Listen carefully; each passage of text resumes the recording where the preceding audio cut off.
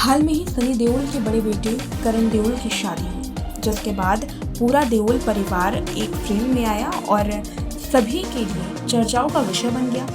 दृशा आचार्य को धर्मेंद्र के परिवार ने अपने घर की बहू बनाया। खुद धर्मेंद्र इससे काफी खुश थे, लेकिन क्या आप जानते हैं, बॉलीवुड की एक ऐसी एक्ट्रेस थी जिसे धर्मेंद्र कभी अपनी बहू नहीं बनाना चाहते थे। ये किस्सा सालों पुराना है। तो वो कौन सी ऐसी एक्ट्रेस थी जिसे धर्मेंद्र कभी अपने घर की बहू नहीं बनाना चाहते थे, लेकिन उनका नाम बॉबी देओल के साथ जरूर जुड़ा था?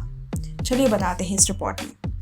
बॉलीवुड में 80 और 90 के दशक में एक ऐसी अभिनेत्री थी जिसकी खूबसूरती और दमदार एक्टिंग से बॉलीवुड का सिक्का उन्होंने जमाया था। इस एक्ट्रेस का कोई जवाब नहीं था। ये फिल्मों के अलावा वेब सीरीज में भी अब नजर आ रही हैं। इसी तरह से बॉलीवुड की ये अदाकारा कई फिल्मों में भी नजर आई थी।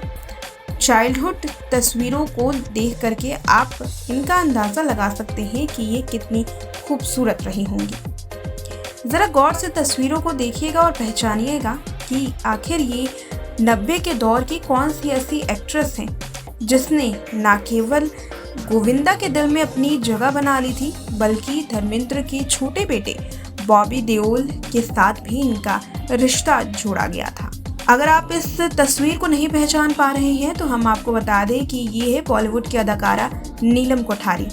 इनकी ये चाइल्डहुड की पिक्चर है जिसमें वो बेहद क्यूट नजर आ रही हैं। नीलम कोठारी ने 1984 में जवानी फिल्म से करियर की शुरुआत की।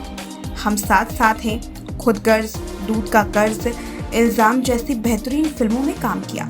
साल 2020 में वो नेटफ्लिक्स की एक वेब सीरीज फैब्यूलस लाइट्स में नजर आई थी। इसके बाद से ही उनकी खूबसूरती का जलवा फिर से चर्चाओं में आया। तो वहीं चर्चाओं में आई इनके अफेयर के किस्से। क्या आप जानते हैं कि एक ऐसा दौर था जब नीलम कोठारी का नाम बॉबी देओल से लेकर के गोविंदा तक जुड़ गया था, लेकिन ये रिश्ता ज़्यादा नहीं चल पाया। जहां एक और कहा जाता है कि गोविंदा की मां एक्ट्रेस को पसंद नहीं करती थी, तो वहीं दूसरी ओर धर्मेंद्र भी नीलम कोठारी को अपने घर की बहू नहीं बनाना चाहते थे।